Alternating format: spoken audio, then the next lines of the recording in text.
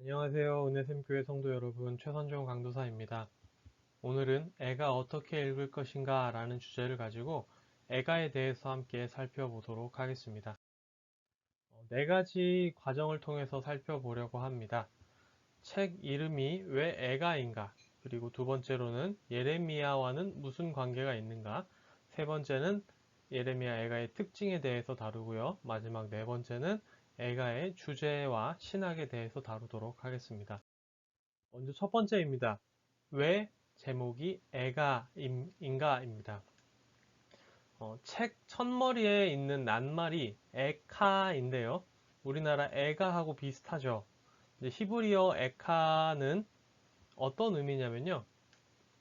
아, 웬일로, 어찌하여, 어찌 이런 일이, 이런 의미를 가지고 있는 탄식조의 단어라고 할 수 있습니다. 그래서 이제 히브리어 에카랑 우리나라 말 에가가 비슷하기 때문에 에카를 에가로 번역한 것인가? 라는 의문이 들 수도 있는데 그건 아니고요.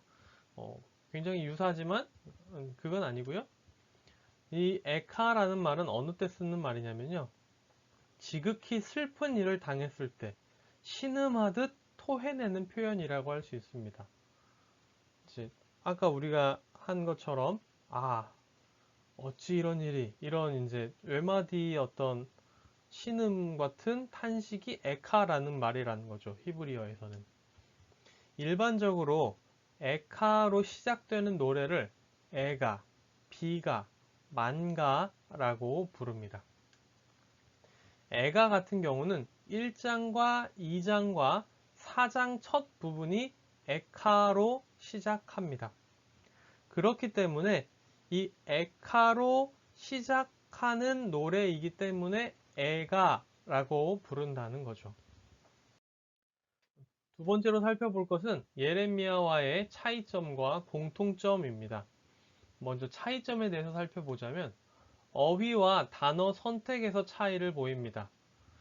어, 예를 들어서 이제 슬픔이라는 단어를 얘기를 할 때도 우리나라 말도 슬픔과 비슷한 표현들이 있죠.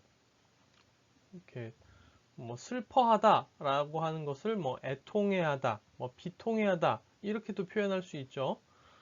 마음 아파하다 이렇게도 얘기할 수 있듯이 같은 개념에 대해서 어떠한 어휘와 어떠한 단어를 선택하느냐가 또 이제 그 영향을 줄 수 있는데 예레미야와는 조금 다른 어휘와 단어들이 선택된 것들을 볼 수 있습니다.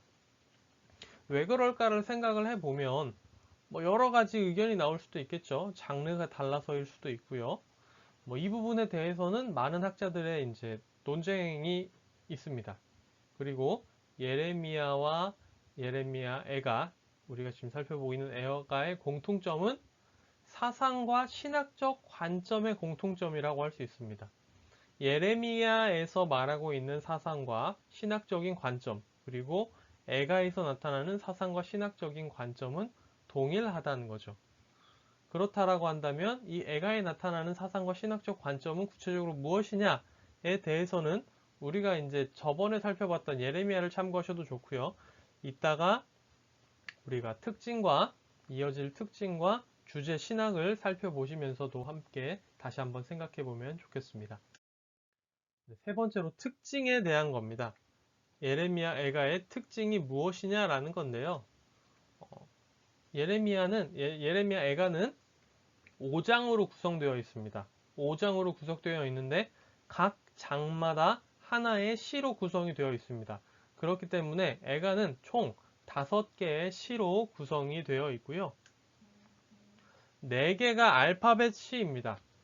1장부터 4장까지가 알파벳으로 이제 연결이 되는 것을 확인할 수 있습니다. 1장과 2장과 4장은 한 절에 알파벳이 하나씩 등장하게 되고요. 3장 같은 경우에는 3절씩 한 알파벳을 마주하게 됩니다. 우리가 이전에도 얘기했지만 히브리어 알파벳은 22글자라고 할 수 있는데요. 크게 볼 때 그 22글자를 한 절씩 한 단어씩 한 절에 사용해서 이어집니다. 그러니까 1장과 2장과 4장은 각각 22절까지 존재하게 되고요.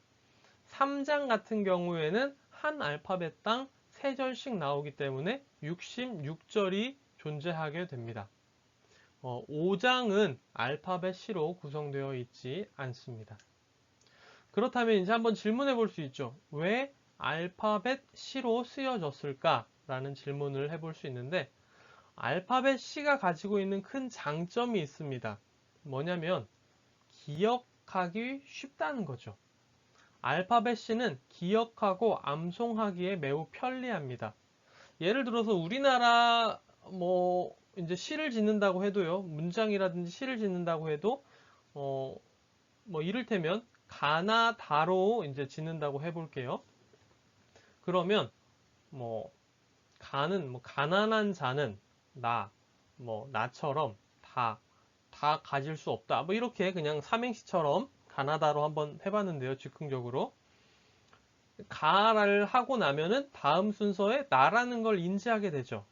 그리고 나가 끝나면 다가 올 걸 알게 되죠. 첫 단어와 첫 문장이 어떤 식으로 이루어질 것을 우리가 쉽게 기억할 수 있기 때문에 알파벳 C는 확실히 기억하고 암송하기에 편리합니다. 그래서 구조적으로 알파벳 C로 구성되어 있다라고 생각을 해볼 수 있겠죠. 마지막 네 번째로 주제에 대해서 살펴보려고 합니다. 우리가 애가에 대해서 한 가지 꼭 짚고 넘어가야 되는 사실은 뭐냐면, 애가는 고난의 이유에 대해서 말하고 있는 것이 아니라 하나님의 심판에 대한 감정적 반응을 나타내고 있다는 겁니다. 애가는 사람이 왜 고통받는지, 혹은 왜 하나님이 자신의 백성을 고난에 두시는지에 대해서 어떤 이론을 얘기하고 있는 것이 아니라 예루살렘의 멸망과 재난과 성전 파괴와 바벨론 포로에 대한 그 하나님의 심판에 대한 감정적인 반응을 드러내고 있다라는 거죠. 그러니까 애가에서 고난의 이유를 찾으려고 하는 것은 포인트가 어긋난 이제 관점일 수 있습니다. 또 이 애가에서 말하고 있는 것의 전제를 살펴볼 필요가 있습니다.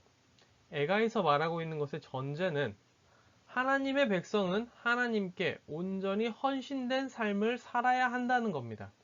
그러지 못하면 사회의 분열과 모든 관계의 파괴를 초래할 수 있다는 거죠. 이 점을 우리가 꼭 전제로 깔고 애가를 바라봐야 합니다. 또한 이 애가에 나타나는 주제 중에 하나는 슬픔을 희망으로 전환시키는 방법은 유일한 구원의 길은 회개와 탄식의 기도뿐이다 라고 말하는 거죠. 애가는 이것을 통해서 우리가 슬픔에만 빠져 있을 것이 아니라 우리의 슬픔을 딛고 일어나서 희망으로 전환시키자. 지금 우리에게 있는 유일한 구원의 길은 하나님 앞에서 회개하고 탄식의 기도를 드리는 것뿐이다 라고 말하고 싶은 겁니다. 참회의 현장을 눈앞에 두고 망연자실하고 있죠. 그리고 그것이 우리 스스로의 범죄의 결과다라고 뉘우칩니다.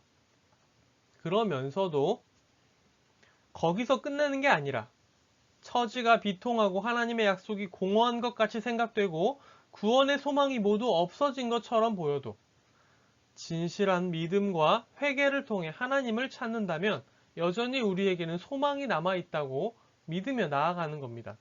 그렇기 때문에 회개하고 기도를 하는 거죠. 하나님의 은혜를 찬양하고 하나님께서 우리를 회복시킬 것에 대한 확신과 소망을 불러일으키고자 했습니다. 미래의 구원과 소망을 일깨우면서 새로운 하나님 나라를 바라보는 데까지 나아가는 거죠. 그것을 통해서 애가가 말하고자 하는 바가 드러난다고 할 수 있겠습니다. 네, 이렇게 해서 애가에 대해서 우리가 짧게 살펴봤고요. 네, 저는 이러한 책들을 참고했습니다. 네, 그러면 이것으로 애가에 대한 강의를 마치도록 하겠습니다. 다시 에스겔로 돌아오도록 하겠습니다. 안녕히 계세요.